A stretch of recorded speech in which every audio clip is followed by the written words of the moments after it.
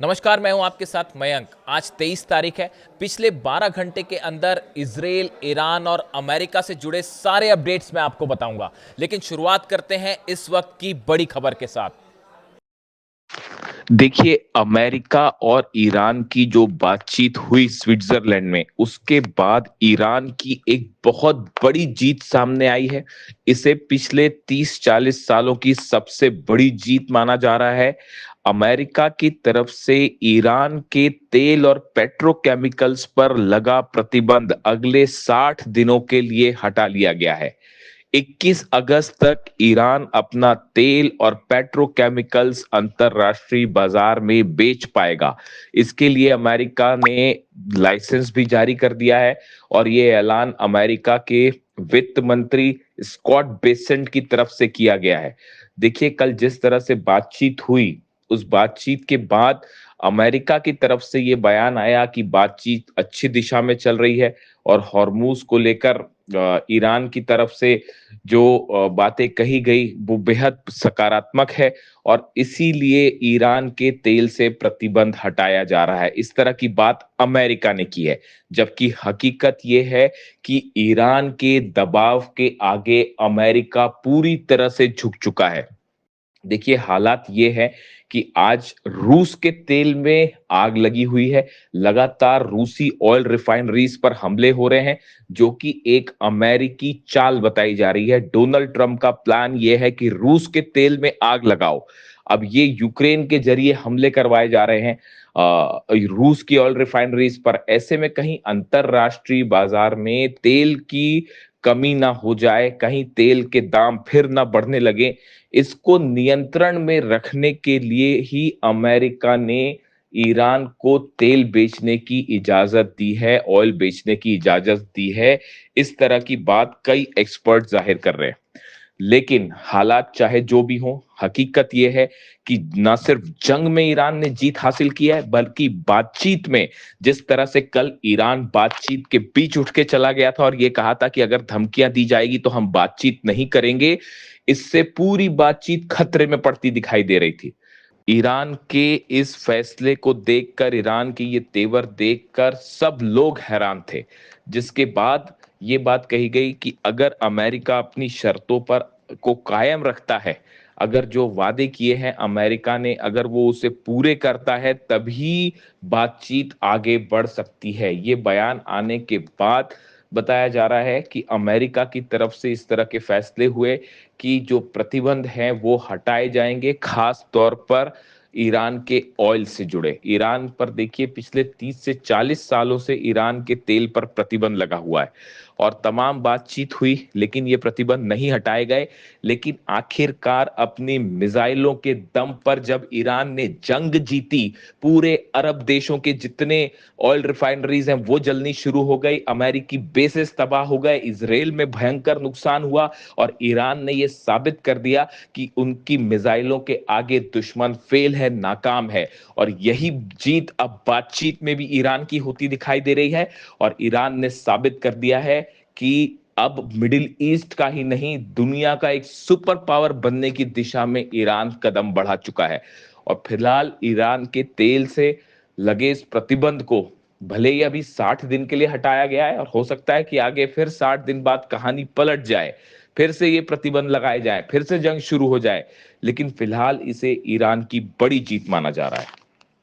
देखिए, एक बेहद अहम सवाल, क्या ईरान से डील करने की आड़ में अमेरिका और इजराइल कोई बड़ी साजिश रच रहे हैं? क्या ये डील सिर्फ एक दिखावा है और इसके पीछे एक ग्रेटर इजराइल बनाने का प्लान चल रहा है? क्या ये कोशिश हो रही है कि लेबनान, सीरिया में एक बड़ी जमीन पर हमेशा के लिए इजराइल का कब्जा हो जाए? और इसके साथ क्या कोशिश ये भी है कि अब्राहम एकॉर्ड में सऊदी को शामिल किया जाए, उन मुस्लिम देशों को शामिल किया जाए जो अभी अब्राहम एकॉर्ड का हिस्सा नहीं है? देखिए, कल एक बेहद अहम बयान आया है और ये बयान उस वक्त आया जब स्विट्जरलैंड में बातचीत हो रही थी ईरान और अमेरिका के बीच।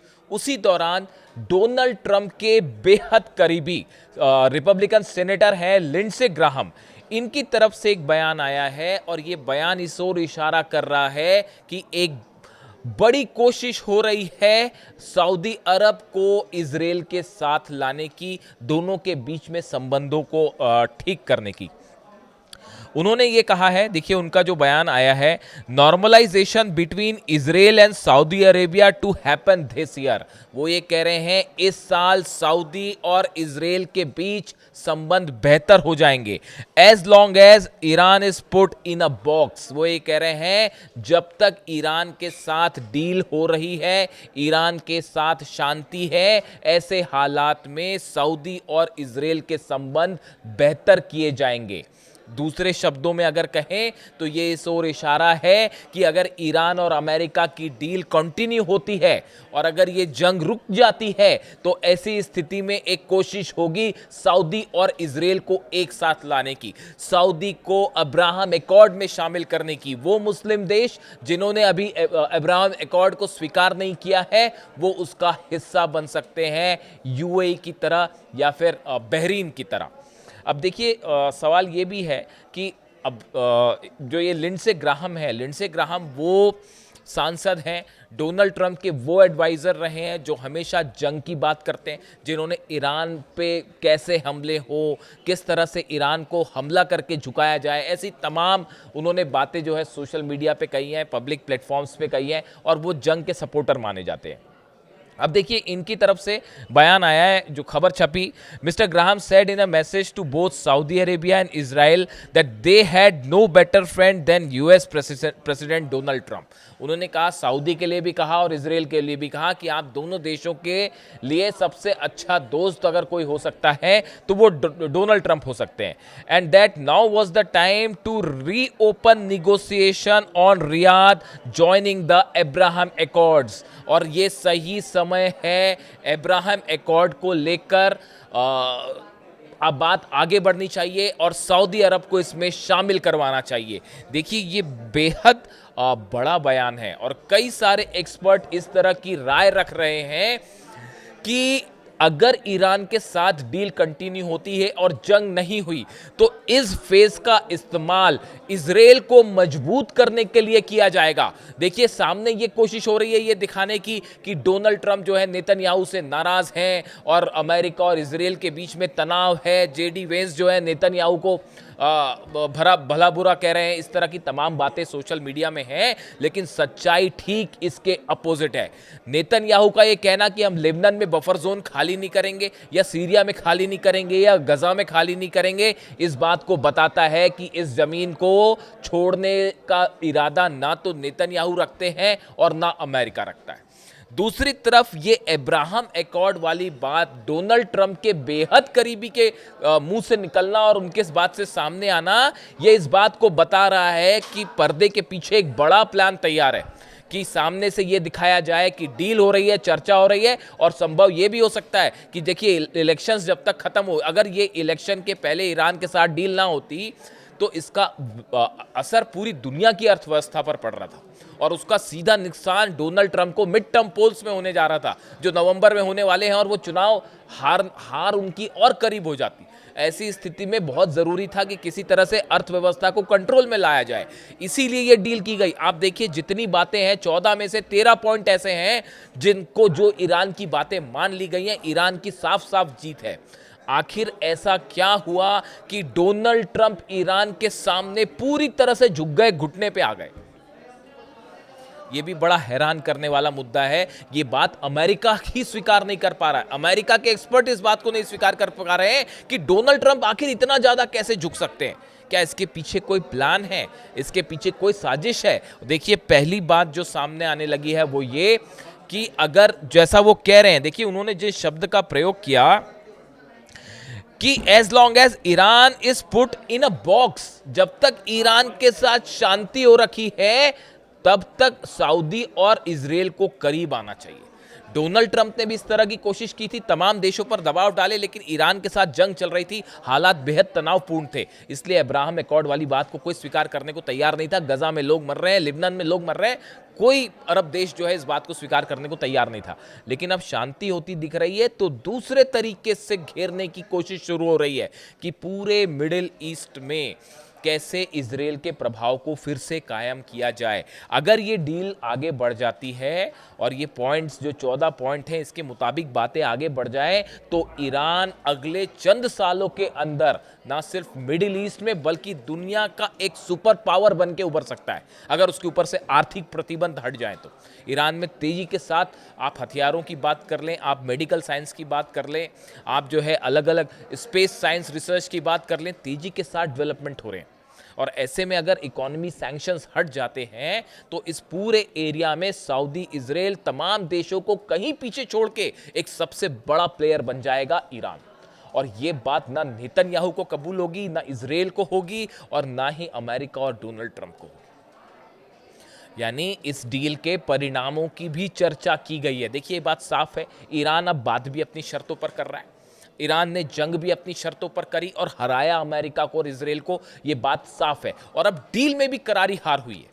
पूरे अमेरिका के आप न्यूज़पेपर्स उठा के देख लीजिए, न्यूज़ मैगजीन्स देख लीजिए, टीवी चैनल देख लीजिए, पिछले 3 दिनों के जब से ये एमओयू साइन हुआ है उसके बाद से हर शख्स ये कह रहा है, यहाँ तक कि इजराइल में भी जो एक वो रिसर्च सामने आई हुई आपने देखा होगा कि 92% लोग ये कह रहे हैं कि भैया ये तो ईरान की जीत है। यानी इजराइल के लोग जब ये कहने लग जाएं कि ये ईरान की जीत है तो आप मान लीजिए कि वाकई ईरान की जीत है। ऐसे हालात में ये ईरान और अमेरिका की डील, देखिए इसमें बड़ी सारी चीज़ें हैं इस एमओयू में। पहली बात तो ये 60 दिन की चर्चाएं, यूरेनियम को लेकर क्या होगा, सबसे बड़ी स्थिति तो ये बनी हुई है। देखिए यूरेनियम को डाइल्यूट करना, ईरान ने एक बात साफ कर दी कि हम न्यूक्लियर बम नहीं बनाएंगे लेकिन हम अपना यूरेनियम एनरिचमेंट का अधिकार नहीं छोड़ेंगे। वो हमारे सम्मान की बात है, हमारी सॉवरेंटी की बात है, हम उसको छोड़ेंगे नहीं। यहाँ पर बात फंसी हुई है, इसको कैसे कन्वर्ट किया जाएगा, वहाँ पर जाके यूरेनियम के लेवल को, जो एनरिचमेंट लेवल है वो कैसे कम किया जाएगा, क्या वहाँ यूएस फोर्स ईरान जाएगी, आईएईए के सदस्य, चलो मान लीजिए इंस्पेक्टर्स जो है वो आईएईए के चले गए वहाँ पर जो कि सर्वे करते हैं, उनके साथ क्या अमेरिका की फोर्स अंदर जाएगी, क्या ईरान इस बात के लिए राजी हो पाएगा। देखिए ये तमाम सवाल ऐसे हैं। ज़मीन के अंदर दबा हुआ यूरेनियम कैसे निकाला जाएगा, वो कितना यूरेनियम है, उसका लेवल कम करना, कोई आप कहीं किसी साइट के नीचे इस्फहान में मान लीजिए नीचे यूरेनियम है, आप वहां जाके गड्ढा खोद के निकाल के उसको क्या कम कर देंगे? अरे भाई वो कोई एक टेक्निकल चीज़ें होती हैं इसे कम करने की। ये एक सालों का प्रोसेस है, ये 60 दिन की बातचीत से कुछ नहीं होना है। देखिए ये सालों तक चलने वाली प्रक्रिया है और तब तक तो पता नहीं डोनाल्ड ट्रंप कब के रहें और ना रहें, सत्ता से ही हट जाए वो चुनाव के बाद। तो बड़ी सारी चीज़ें हैं इस डील को लेकर जो साफ नहीं है। ऐसे में अमेरिका ने और इजराइल ने प्लान बी पर काम करना शुरू कर दिया है। मैंने आपको बताया ये जो हमले हो रहे हैं रूस पर, देखिए रूस के ऑयल के 80 से ज़्यादा ठिकानों पर हमले, क्या कई सारे एक्सपर्ट ये मान के चलते हैं कि ये हमले डोनाल्ड ट्रंप के इशारे पर हो रहे हैं। ये अमेरिका और यूरोप के इशारे पर रूस के ऑयल रिफाइनरीज को निशाना बनाया जा रहा है और एक साथ पूरी दुनिया में ऑयल का संकट ना हो जाए, इसलिए ये डील करके किसी तरह से हॉर्मूज को खुलवा के जहाज़ों को निकालने की बात की गई। ऐसे में बड़ा सवाल ये है, क्या इस डील के ज़रिए एक बार फिर ईरान के लिए एक बड़ा प्लॉट तैयार किया जा रहा है कि हॉर्मूज पर कैसे कब्जा किया जाएगा, उसको लेकर भी बयान सामने आ रहे हैं। लिंडसे ग्राहम का ही बयान आया था कि हॉर्मूज पर जो है वो अमेरिका को कब्जा करना चाहिए और यहाँ पर टोल टैक्स अमेरिका को लेना चाहिए। डोनाल्ड ट्रंप की तरफ से भी इस तरह की बात कही गई। यानी क्या हॉर्मूज के लिए, क्या ईरान के लिए, क्या अरब देशों के लिए एक बड़ा प्लान अमेरिका ने और इजराइल ने तैयार किया है और उसी के तहत हर प्लानिंग हो रही है? ये एक बड़ा सवाल है। इससे जुड़ा जो भी अपडेट होगा मैं आप तक पहुँचाऊँगा। वीडियो कैसा लगा कमेंट करके बताइए। Thank you so much.